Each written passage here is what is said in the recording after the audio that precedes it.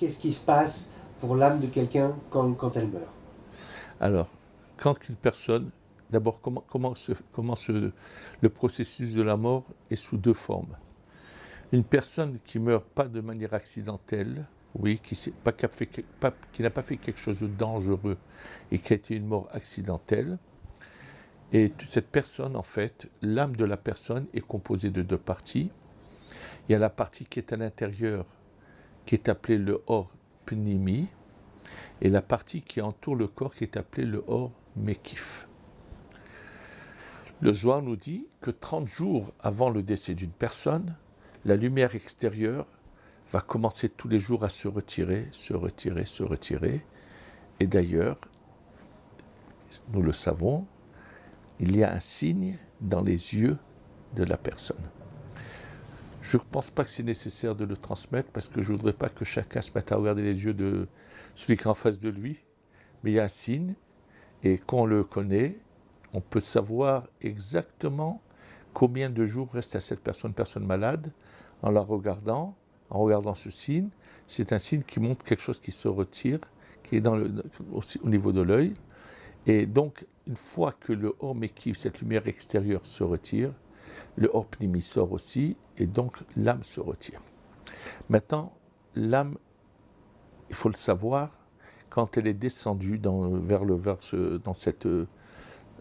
au départ, dans cet ovule et ce sperme, il faut savoir que dans la matière de l'ovule et du sperme, il y a de la vie. Ce n'est pas l'âme de la personne. Cette vie qu'il y a dans l'ovule et le sperme, ce sont des parties que donnent les parents qui vont être la partie intermédiaire qui va lier l'âme de l'enfant qui descend d'en haut avec la matière. Au moment de la mort, l'âme monte vers le haut et là va rester cette partie que les parents ont donnée. Alors, une partie va rester à l'intérieur des os, c'est pour ça que les os sont la seule partie qui reste du corps, et une partie va être au-dessus de la tombe. Et c'est ce qui a permis au Harizal, lui voyait, il pouvait marcher dans les champs, puis voir une lumière, et savoir qui est enterré là. Et donc, maintenant, quand l'âme, elle monte, alors, elle ne monte pas entièrement. L'âme est composée de différentes parties. Il y a ce qu'on appelle le Nefesh, Ruach, Neshama. Donc, le gros de l'âme sort, mais il y a une petite partie qui est encore liée au corps. Et pour la séparer du corps, il y a cette fameuse étape que j'ai appelée le Chibut HaKever. Une fois que cette partie a quitté le corps, alors cet ensemble de d'âmes va devant un tribunal, et là, on commence à la juger. Alors, naturellement, ça dépend, comme je l'ai dit au départ, il y a 3 catégories. Il y a ceux qui vont directement monter à leur place au Gan Eden, ou en passant même, disons, par une sorte de lieu qui va finir de faire briller leur âme, on pourrait dire entre guillemets, mais ils vont passer quelque chose qui ne va pas les faire souffrir, ou des fois une souffrance très faible. Il y en a d'autres qui vont passer une souffrance un peu plus grande. Et alors justement, ce lieu qu'on appellerait des bains de feu, sont appelés Gehinam. En fait, c'est un terme qui est né à la suite d'une histoire à Jérusalem, à l'époque des idolâtres qui avaient qu'on appelle ça, à leur tête, un homme qui s'appelait Hinnom, et qui avait une région près de la vieille ville de Jérusalem que nous connaissons aujourd'hui.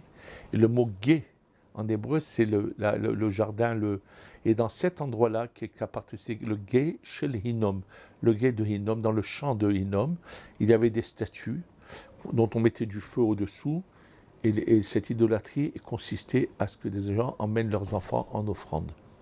Et il y avait des musiciens qui faisaient beaucoup de musique pour pas qu'on entende les hurlements de l'enfant. Alors la statue avait les bras comme ça, elle était brûlante, et on prenait l'enfant et on le posait sur les bras de la statue. Et naturellement, il était d'abord brûlé avant de mourir, il poussait des hurlements avant de mourir. Et pour pas que les hurlements soient entendus par les parents, alors il y avait la musique autour. C'était une idolâtrie terrible, dont le chef de cette idolâtrie s'appelait Hinnom. Alors quand ensuite les sages ont voulu expliquer aux gens, dans un terme simple, que l'âme va subir des bains de feu, il leur disait, si vous faites attention, une âme qui risque d'être punie, risque de passer comme dans le Gehinnom. Ça, c'est le mot Gehinnom. Et c'est comme ça qu'est né ce terme, c'est Rabbi Laftaler qui nous l'explique. Mais ça, c'est le deuxième cas. Et il y a le cas de ceux qui ont tellement fauté, qui vont errer entre le ciel et la terre. Mais il y a aussi d'autres cas. Celui qu'on va renvoyer sur terre dans une nouvelle vie pour lui donner le moyen de se rattraper. En général, qui est renvoyé? Celui qui non seulement a fauté, mais n'a pas accompli du tout, pratiquement pas de mitzvot. Le faire passer toutes les étapes de la souffrance. Et finalement, il n'aura même pas de vêtements pour entrer dans l'au-delà. Alors, à quoi ça sert? Donc, on le renvoie pour lui donner l'occasion d'accumuler des mitzvot. Et malheureusement, nous savons qu'il y en a qui, en fin de compte, leur âme va disparaître complètement. C'est ceux qui n'auront absolument rien de bon en eux, qui vont complètement disparaître. Mais c'est évident que nous avons d'innombrables témoignages sur des gens qui sont montés, qui ont été jugés, qui sont redescendus. Attention, il ne faut pas prendre tous les témoignages du content, parce que c'est vrai qu'il y a eu des formes de mort clinique, mais les gens en question, leur âme, même si elle est sortie à un moment, elle n'est pas allée très haut. Or, pour comprendre ce que je vais vous dire, je voudrais vous citer quelque chose de très, très, très important qui s'est passé avec le Gaon de Vilna, grand Mekoubal aussi, à part ses connaissances fabuleuses dans la Gemara et dans la Halacha, était également un grand kabbaliste puisqu'il a écrit des commentaires sur la Kabbalah, nous le savons. Son élève, c'est Rabbi Chaim de Volojine. Et un jour, le Gaon de Vilna donc, a une révélation et demande à son élève Rabbi Chaim de Volojine, il lui dit, va voir ton frère Yitzhak et mets-le en garde. Un ange va venir étudier avec lui qu'en aucun cas il n'accepte cette étude avec l'ange. Et là-bas, il y a marqué la raison, et pas comme ce qui est répandu dans une partie du peuple juif, chez certains orthodoxes, qui racontent des bêtises. Il faut que tu étudies seul, la Torah, il ne faut pas que tu la reçoives d'un ange, c'est n'importe quoi. Ce n'était pas du tout cela. Et la raison pour laquelle il lui dit de faire très attention, il lui dit parce que nous savons qu'il y a 3 niveaux de monde, 4 en fait. Il y a le monde de l'Asiya où nous nous trouvons, au-dessus de lui il y a le monde de la Yetzira, au-dessus de la Yetzira la Bria et au-dessus la Hatzilut. Et dans chaque monde, les anges ont d'ailleurs un nom différent. Et le Harizal, la Kabbalah nous révèle que le monde de la Asiya, les anges qui l'habitent, sont en grande partie néfastes et mauvais et ont très peu de bon en eux. Rubora mi'uto tov. Majorité mauvais et minorité bonne. À quoi ils servent? Ils ont certaines missions à remplir par rapport à ce monde. Et malheureusement, ils sont dans le monde dans lequel ils vivent qu'un mauvais. Au niveau de la Yetzira, c'est moitié-moitié. Au niveau de la Bria, c'est Rubotov, la majorité bonne, minorité mauvaise. Et que dans la Hatzilut, c'est 100% bon. Et là, le Gaon de Vilna dit à Rab Chaim Volojine, dit à ton frère, que l'ange qui va venir risque, lui dit, il le sait déjà, n'est pas du monde de la Hatzilut, donc il ne sera pas à 100% bon, et ton frère doit éviter d'étudier avec un ange qui n'est pas 100% bon. Il lui dit, et si tu me poses la question, il va te poser la question, mais pourtant, Rabbi Yosef Karo, l'auteur du Shulchan Aruch, avait un ange. D'ailleurs, il a écrit un livre qui s'appelle Magid Mesharim, de tout l'enseignement qu'il a eu avec cet ange, et à quel moment il venait le voir, des détails, dans les mondes détails. Il lui dit, oui, mais Rabbi Yosef Karo a vécu à 200 ans, et il lui dit, lui a eu la chance d'avoir un ange du monde de la Hatzilut qui était parfait, et il rajoute une phrase en disant, il était en Eretz Israël. Alors, c'est vrai et pas tout à fait exact, parce qu'en fait, la révélation déjà a commencé même avant qu'il soit en Eretz Israël. Disons qu'en Eretz Israël, il le voyait comme un personnage en face de lui, mais ça a commencé déjà, même quand il était en Turquie, Rabbi Yosef Karo, il avait déjà eu cet ange, mais il a eu effectivement un ange parfait qui avait été créé par son étude de la Mishnah, et c'est pour ça que le Gaon de Mevilna dit « fais très attention ». Alors pourquoi je ramène cela? Pour dire que c'est vrai qu'à notre époque, on peut rencontrer énormément de gens qui ont eu des morts cliniques, qui sont revenus, mais où sont-ils allés pendant ce moment-là? Ils sont peut-être allés juste à l'étage au-dessus, c'est-à-dire dans le monde de la Asiya. Donc tout ce qu'ils peuvent raconter, qu'ils ont vu, tribunal, toutes les formes de vision qu'ils ont pu avoir, peuvent être en grande partie mensongères et ne veulent absolument rien dire. Et on ne doit nullement faire cas de cela. C'est exactement le même phénomène qui se passe avec des enfants autistes qui racontent des choses qui sont comme des révélations et qu'en fait racontent en grande partie que des mensonges. Et malheureusement, il y a eu des cas tristes où les gens ont fait de ces malheureux enfants malades des prophètes, et c'est complètement faux parce qu'en fait, leur âme n'est pas dans leur corps, elle est en grande partie en dehors du corps. C'est pour ça qu'ils sont à ce point handicapés ou malades. Et donc, comme elle voit des choses qu'elle leur transmet, mais où elle est montée. Donc, ce n'est pas montré très loin. Elle n'est que dans un monde de mensonges. Et comment peut-on faire cas d'une chose pareille? Donc, prenez avec beaucoup de réserve. Je pense qu'il faut complètement éviter. La Torah, elle est claire. Quand j'ai une question, je ne dois pas aller chez un autiste la demander, mais je dois m'adresser à un rave, parce qu'un rave recevra une révélation d'en haut direct qui est exacte pour donner la réponse à celui qui a posé la question. On a parlé des morts cliniques, justement. Qu'est-ce que vous pensez du fait que depuis une centaine d'années, il y a de plus en plus de cas qui apparaissent partout dans le monde? Il y a eu des livres célèbres faits par des professeurs qui ont interviewé des gens qui, sans rapport avec le judaïsme, qui racontent la même chose, des gens de pays différents, qui ne se connaissent pas du tout, de religions différentes, et qui racontent la même chose, la lumière blanche, etc. Comment vous expliquez ça? Non, mais c'est fort possible, il n'y a aucune contradiction à cela. En fait, ce qu'ils racontent, c'est un tunnel au bout duquel ils voient une lumière, et ils voient leur âme sortir, ils voient leur corps, ils le voient du haut. C'est tout à fait vrai, mais ça ne veut pas dire que ça ne s'est pas passé dans les générations antérieures. Jusqu'à la génération antérieure, on n'en a pas fait un monde de cela. Et je peux vous dire que mon père m'a raconté un témoignage de son père qui s'est passé dans la ville de Fès au Maroc, où son père se rappelle de cette histoire de quelqu'un qui s'appelait Rav Kadosh, c'était son nom, et qui au moment où il est mort, et pendant que ceux qui avaient son corps s'occupaient de lui, il a rouvert les yeux, il leur a dit « c'est bon, vous pouvez partir », on m'a rajouté 20 ans. Et mon grand-père l'a dit à mon père qu'ils l'ont vu vivre encore 20 ans.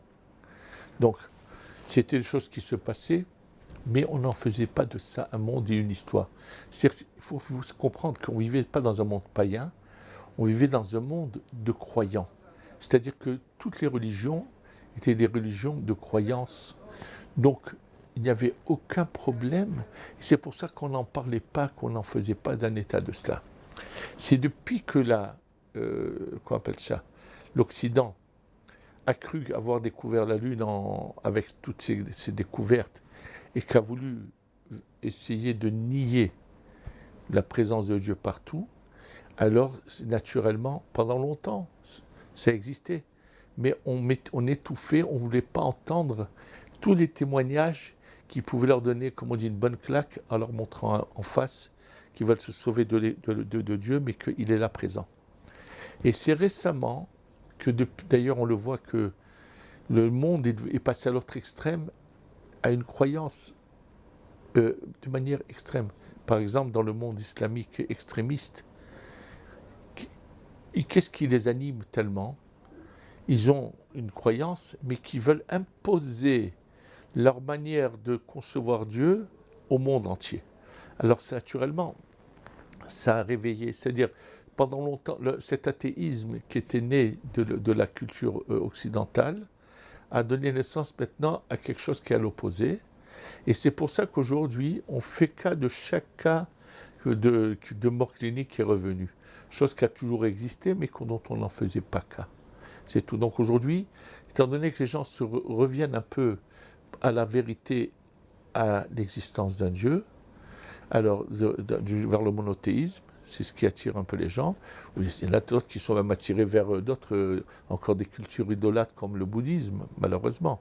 Mais disons que une bonne partie des gens sont intéressés surtout par le monothéisme, et donc ils sont à la recherche de cela, et c'est pour ça que tout celui qui a un témoignage là-dessus, ça intéresse le public. Je pense que si ça intéresse le public, c'est parce qu'il y a aussi inconsciemment la peur de la mort qu'on trouve dans toutes les civilisations. Et tout le temps, l'homme a la peur de la mort. Absolument. Et pour l'homme, savoir qu'en fait, l'homme ne meurt pas mais trépasse, qui passe d'une étape à une autre, ça leur donne un calme et qui diminue énormément la peur de la mort. Donc c'est ce qui est en train de pousser les gens à s'attacher à toutes sortes de croyances, sans les pousser à revenir forcément aux croyances qui étaient déjà existantes. C'est-à-dire que, par exemple, dans le monde occidental, ça ne pousse pas les gens à revenir au christianisme pour autant. On ne voit pas les églises se remplir plus qu'avant, mais ils prennent conscience qu'il y a une étape après la mort qui est réelle. Et bien sûr, en fait, il y a eu énormément de témoignages là-dessus depuis longtemps, mais dont on n'a pas voulu faire cas. De personnes qui ont eu des gens qui étaient partis, qui leur sont venus leur donner des messages. Mais le monde occidental en général a voulu essayer d'ignorer ce genre de choses. Ça les embêtait dans leur conception d'athéisme, c'est tout. Mais aujourd'hui, il y a un réveil vers cela. Et c'est pour ça que tous les témoignages qui concernent ce moment-là, aujourd'hui, devient, qu'on appelle ça, populaire. Donc il y a quand même si ce témoignage est faux dans ce qu'il décrit, il y a quand même quelque chose qui vient de montrer par rapport à la mort. Absolument, non. Ce témoignage montre que la mort n'est pas une fin. C'est évident. Simplement, il faut savoir que la personne qui a eu une mort clinique et qui est revenue, vers quel lieu est montée son âme? Le cas, je vous ai cité du Zohar, il s'agit d'un saint qui est monté au Gan Eden, c'est-à-dire dans l'au-delà, à l'endroit le plus élevé. Et c'est pour ça d'ailleurs qu'il lui a été interdit de raconter ce qu'il a vu.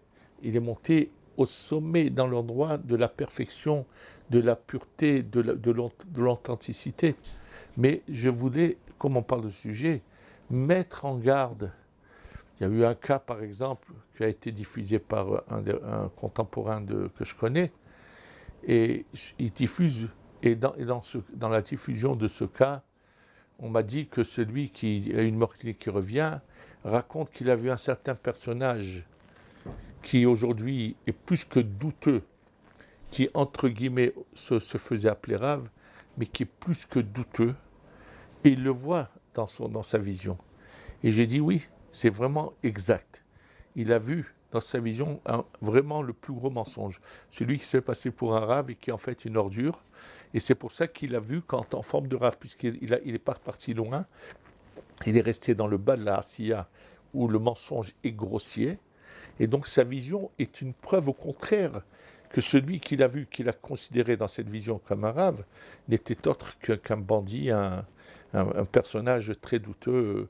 Donc c'est pour ça que je dis qu'il faut mettre en garde les gens, qu'ils arrêtent de croire à tout celui qui aurait même des visions ou n'importe quoi que ce soit, qui ne peut être que des visions qui lui sont transmises par justement des êtres, des créations du monde de la Asiya qui sont pleines de mensonges. Et il y a énormément malheureusement de gens qui se font passer pour des soi-disant kabbalistes et qui ne sont que des imposteurs qui sont en lien avec, malheureusement, par justement une sorte de sorcellerie, avec des formes d'anges très mauvais qui vont leur enseigner que du mal et du mauvais, et les rendre vraiment mauvais, cruels, et faire des désastres comme on l'a assisté ces dernières années dans beaucoup de cas. Comment reconnaître un bon d'un mauvais? La meilleure chose, avant tout, c'est que la personne qui soit d'abord un érudit de la Torah.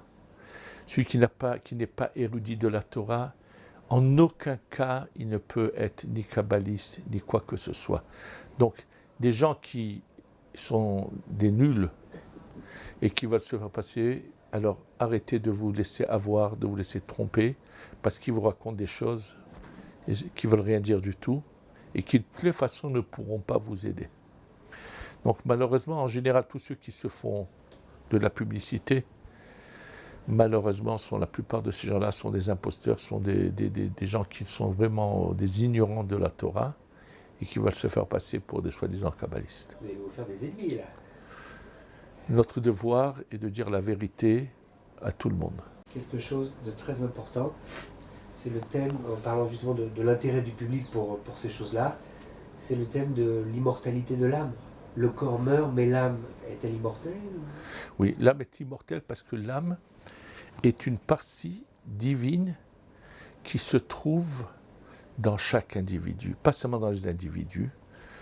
La partie divine est composée en prenant, je vous avais dit que chez l'homme, il y a à l'intérieur de lui le nefesh, le ruach, la neshama. Le nefesh est au niveau du foie, le ruach au niveau du cœur, la neshama au niveau de la tête, et autour de lui, au-dessus de lui, il y a deux autres parties de l'âme qui s'appellent Chaya et Yechida. Le roi David en a fait allusion dans son psaume, oui, Barechi Nafshi et Adonai, où le mot Nefesh est mentionné 5 fois. C'est la première chose. Maintenant, ce qu'il faut savoir, que le Nefesh lui-même se redécompose en un grand nombre de niveaux. Donc il peut y avoir des personnes qui en fait ont ces 5 niveaux, mais qui ne sont qu'une petite partie de certains Nefesh. Alors, la base de ces 5 niveaux du Nefesh, dans le Nefesh, il y a la force de ce qui unit les molécules, c'est-à-dire que même ce qu'on appelle la matière inerte, la pierre, la forme qui a tout ce qui est toute la matière qui nous entoure, est tout simplement parce qu'il y a en elle ce Nefesh, cette partie divine, qui donne cette forme à cela. Et si on retire cette partie divine, des montagnes entières pourraient devenir quelque chose de minuscule. En fait, c'est une chose, une constatation auxquelles sont arrivés les scientifiques. Et ça, le Arizal l'a déjà écrit il y a quelques siècles, en le prenant du Zohar. Dans les plantes, il y a 2 niveaux. Il y a ce qu'on appelle le Nefesh HaMarkevet, qui unit les parcelles, les molécules. Il y a une deuxième partie d'âme qui fait pousser. Chez l'animal, il y a 3 niveaux. Nefesh HaMarkevet, qui a la matière inerte, Nefesh HaTzomachat, qui a la plante, et Nefesh Achai, qui a l'animal. Au-dessus de cela, il y a le 4e niveau, qui est Nefesh HaMedaber. C'est ceux qui ont la force de la parole, et ça, c'est l'ensemble de tous les êtres humains sur la Terre ont cela. Donc, ces 4 niveaux de Nefesh ont cela. Et là, je vais le dire, mais c'est marqué comme ça, noir sur blanc dans la Kabbalah, le peuple d'Israël, les Béné Israël qui n'ont pas perdu, qui sont restés des bons juifs, ont un 5e niveau, qui est une partie encore plus élevée. Et alors, chez eux, ce 5e niveau se départage en 5 niveaux, et leur donne le moyen de monter. Chez l'ensemble des individus, le 4e niveau dont on a parlé se départage en 5. Mais la porte est ouverte à celui qui veut se rapprocher de Dieu, à tous les êtres de la terre, du passé du 4e au 5e niveau. Donc, cette partie-là existera toujours. C'est la partie divine qui est en chacun, qui donne la vie. Et cette partie de vie ne disparaît jamais. Elle peut quitter un arbre, un animal, une pierre, un homme, mais elle est toujours présente et existante. À partir du moment où une neshama ou une âme peut se réincarner, d'abord ça touche tout le monde, combien de fois ça se passe? Alors, quand on dit qu'une âme revient et se réincarne, c'est pas exact. Ce n'est jamais la même personne qui revient. C'est qu'une étincelle de cette source d'âme qui va revenir dans un autre corps et qui va pouvoir aider ceux qui n'ont pas réussi dans leur vie antérieure. mais c'est jamais une même personne qui revient. Et c'est ce qui va nous expliquer un nombre inimaginable de témoignages dans toutes les populations de la Terre, de gens qui connaissent des lieux dans lesquels ils n'ont jamais mis les pieds, qui se rappellent qui peuvent raconter une vie antérieure et ainsi de suite, parce que c'est très proche mais c'est jamais la même personne. D'ailleurs, la question que s'était posée beaucoup de kabbalistes, au moment où il va y avoir cette étape de la venue du Mashiach, du Messie, et la résurrection des morts, si c'est la même âme qui va revenir, alors les corps précédents, ils ne vont pas se relever? C'est inexact. Ne se relèvent pas que ceux qui ont été complètement anéantis et condamnés parce qu'ils ont été complètement mauvais. Mais tous ceux qui avaient un peu de bon en eux, même si une parcelle de cette âme est revenue dans un autre corps, tous se relèveront et chacun avec son côté personnel. Donc c'est ça ce qu'il s'agit quand on parle de Gilgul et de réincarnation. Je voulais justement qu'on aborde une question très importante. Qu'est-ce qu'on dit tous les jours, 3 fois par jour dans la prière, Baruch Mechaye Ametim? Oui, que Dieu fait revivre les morts. Alors, l'endroit où le Harizal, la Kabbalah, nous explique un peu le sens profond de cette bénédiction qui se trouve au début de ce qu'on appelle la Hamida, la Shmona Esrei du livre de prière. D'ailleurs, pendant les 10 jours de Rosh Hashanah Kippour, on rajoute même une phrase à cela. En fait, il s'agit de la chance que donne un Dieu à des gens qui ont fait un mauvais parcours dans leur vie et qui pourraient être complètement anéantis, et leur donne une chance de se rattraper. Et c'est ça ce qui veut dire Mechaye Hametim, qui fait revivre les morts en les renvoyant dans un Gilou, dans une réincarnation, et c'est ce qui va leur donner une chance de rattrapage. Donc normalement ils auraient dû être complètement condamnés, et il y a des cas quand même où Dieu a pitié et donne encore. Simplement les chances ne sont pas innombrables, elles ne sont pas infinies. Selon le Zohar, 3 jusqu'à 4 fois on donne une chance et après c'est trop tard. Alors chacun doit penser qu'il est peut-être dans le corps qui est la dernière chance, réfléchir de les façons, faire le bon choix. C'est pas par rapport à cela, c'est pour comprendre le but de son existence. Et celui qui l'a compris et qui va dans le bon chemin, réalise sa vie et arrive au bonheur, à l'harmonie réelle. Hier, en parlant de ce thème-là, on m'expliquait que dans Sefer Yov, c'est là qu'on trouve l'allusion à 3 possibilités de réincarnation. Et on dit que Job n'était pas juif. Donc, pour le non-juif, il y a 3 possibilités, et pour le juif, c'est infini. Non, c'est inexact, c'est pas tout à fait juste. Même pour le juif, c'est pas infini. Et Yov, et de toutes les façons, existe à une période où il n'y a pas encore de peuple d'Israël à part. Yov est un prophète de l'époque, d'une certaine époque, qui a un potentiel très bon en lui. Et les termes, des fois, qu'ils disent dans la Gemara, comme si ça n'a pas existé, ont été mal interprétés. Et la Kabbalah les explique, qu'en fait, on explique d'où venait son âme, de quel monde. Et en fait, il n'y a pas de... Celui qui à chaque fois réparé, alors on lui donnera une chance de continuer.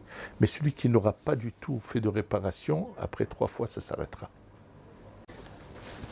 Pour finir avec Triyat Ametim, on dit dans Perek Sanhedrin, on dit que celui qui dit que Triyat Ametim, la résurrection des morts n'est pas la Torah, n'a pas droit au Lamaba. Pouvez-vous commenter ça? C'est celui qui nie une certaine partie de l'enseignement de Dieu risque de tout perdre. Et entre autres, celui qui nie la résurrection des morts. Mais bien sûr, il faut le savoir, on n'est pas là pour juger qui que ce soit. Le jugement, c'est que Dieu. Quelqu'un qui s'est égaré, il peut y avoir des fois des circonstances atténuantes auxquelles Dieu va faire cas et va donner la possibilité à cette personne de venir réparer. Donc, quand on dit qu'il n'a pas le droit au Olamaba, il ne s'agit pas que si une fois dans sa vie il a mal tourné, il aurait n'importe. On n'est pas là pour juger. Les Chachamim viennent nous dire juste qu'attention, il y a des choses qui sont intolérables et qui sont pas pardonnables, c'est tout. Parce qu'en fait, la croyance est à l'intérieur de chacun. Il faut la laisser jaillir. On ne nous demande pas d'aller chercher quelque chose qui est à l'extérieur de nous. Donc c'est une manière de dire, ne sois pas ce point mauvais pour essayer de fermer les yeux, de ne pas vouloir voir la réalité qui est devant toi. Et c'est ce qui me rappelle cette histoire extraordinaire du Rabbi Chaim de Brisk qui a vécu il y a une centaine d'années, qui était prodige depuis son enfance, où un jour son père voulait voir à quel point son fils était prodige. Son père était un grand personnage, auteur du Beth Alevi. Il lui a dit, Chaim, qu'il était enfant, il lui dit, je te donne 2 roubles si tu me montres où se trouve Dieu.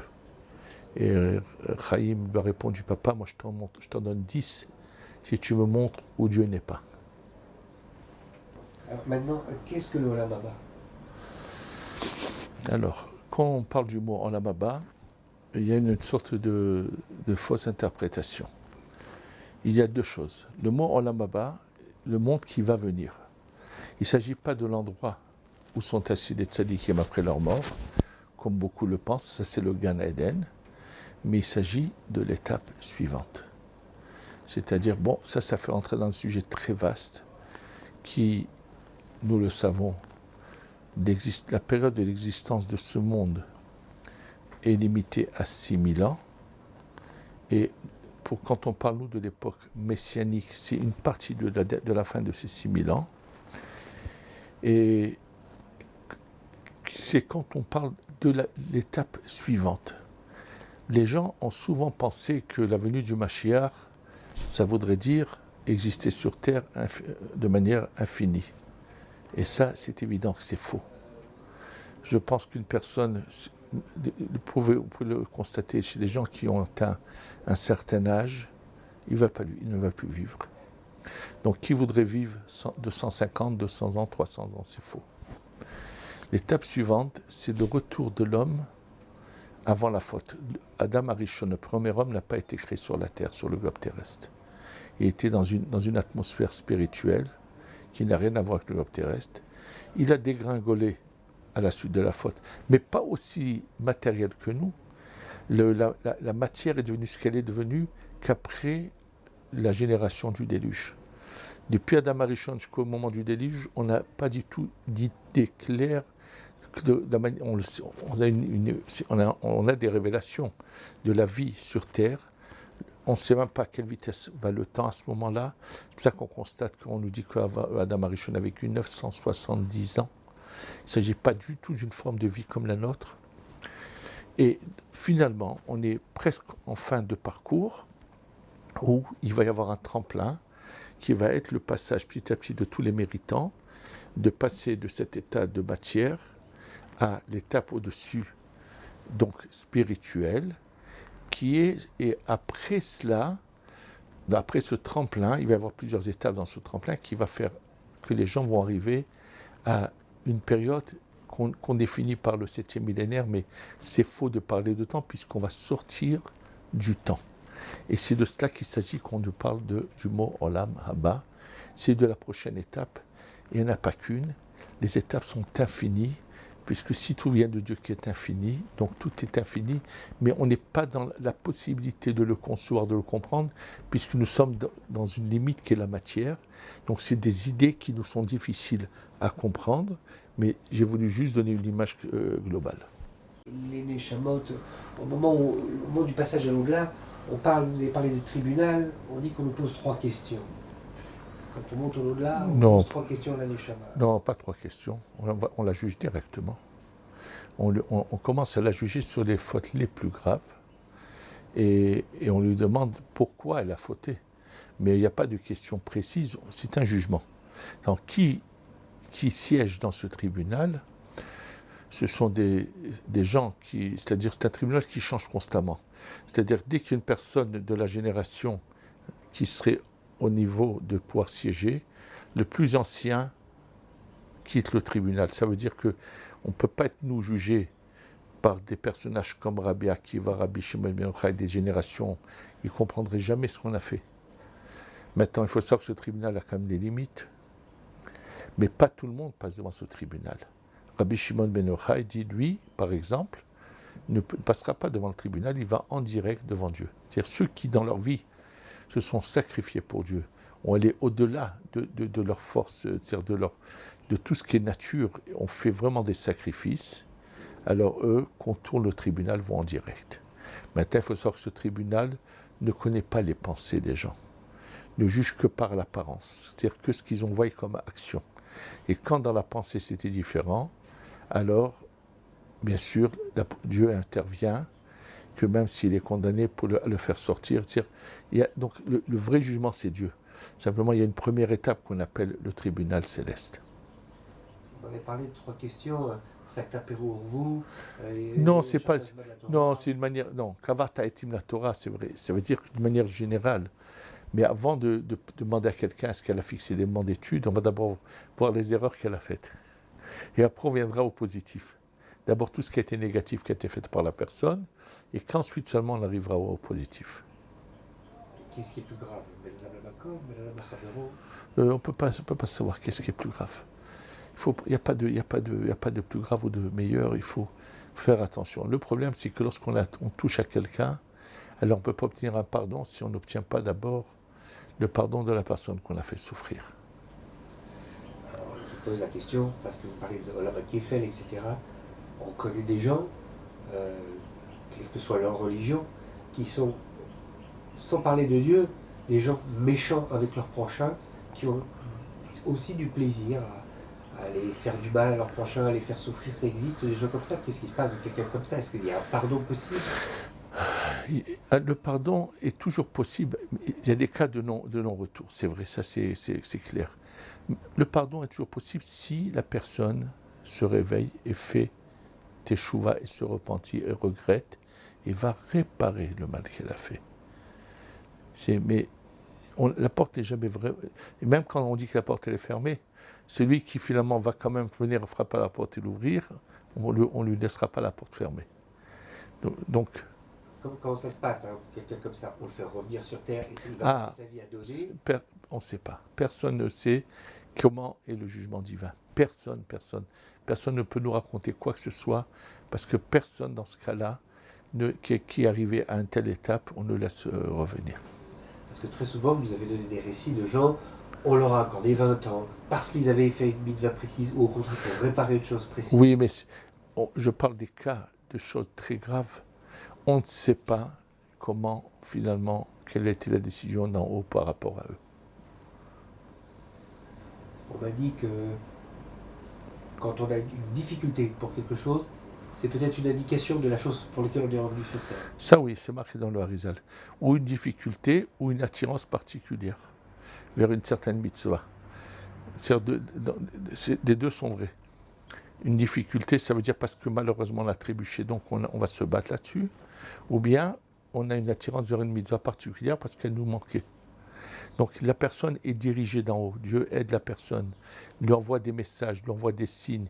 Il faut juste vouloir ouvrir les yeux, comprendre que Dieu nous prend par la main et nous guide.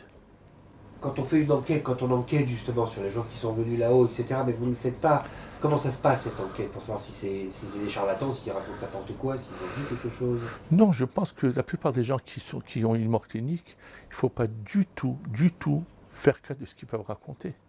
Parce qu'ils ne sont pas montés jusqu'au monde de là-dessus, pas du tout. Ils ne sont pas allés très loin. Il faut le savoir. Si c'est des âmes tellement pures, saintes, qui sont allées très loin, ils ne reviennent pas. Mais pourquoi Dieu autorise ce genre de choses? Pour qu'il y ait un libre arbitre, il faut qu'il y ait la vérité et le mensonge devant nous, qu'on sache choisir. Celui qui va suivre les principes de la Torah ne tombera pas dans ces bêtises-là. Malheureusement, les gens cherchent de la facilité. Ils veulent quelqu'un qui leur raconte de belles histoires, mais le principal, c'est qu'ils ne leur disent pas « faites attention à ce que vous faites, faites mieux, faites ça, ou faites ci, ou faites cela ». Quelqu'un qui leur racontera des bêtises, change de maison, et tu auras assis comme ça, des choses faciles qui ne les obligent pas à s'engager. Les gens cherchent la facilité, ils cherchent le mensonge, et malheureusement, celui qui le veut, il le recevra. Les gens doivent savoir une chose, il n'y a pas 36 solutions, on a un enseignement qui nous a été transmis, comment servir Dieu, qui est la Torah, et c'est ça ce que nous devons chercher à faire toute notre vie, être au service de Dieu, de manière sincère. Et c'est pour ça qu'il faut aller vers l'érudit qui pourrait nous donner l'authenticité. Même l'érudit qui est un érudit pur, qui n'est pas un érudit qui a ensuite malheureusement mal tourné, utilisé la Torah à ses fins personnelles. Mais quelqu'un qu'on sait qui est droit et qui est bon et qui est vraiment sincère, authentique, nous pourra nous diriger vers la bonne voie.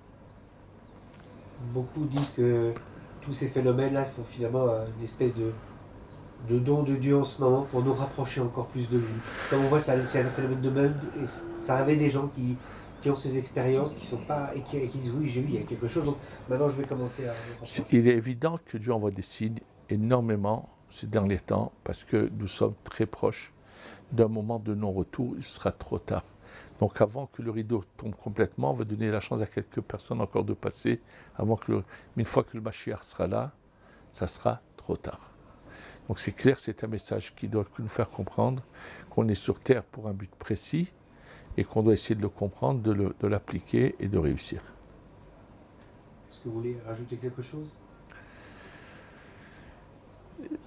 C'est très intéressant de savoir ce qui se passe après la mort, mais je crois que c'est encore plus intéressant de savoir ce qui se passe dans notre vivant et de ne pas gâcher notre vie et de savoir la prendre au sérieux et comprendre et la construire et en faire une vie de laquelle on sera fier le jour où on devra arriver devant Dieu.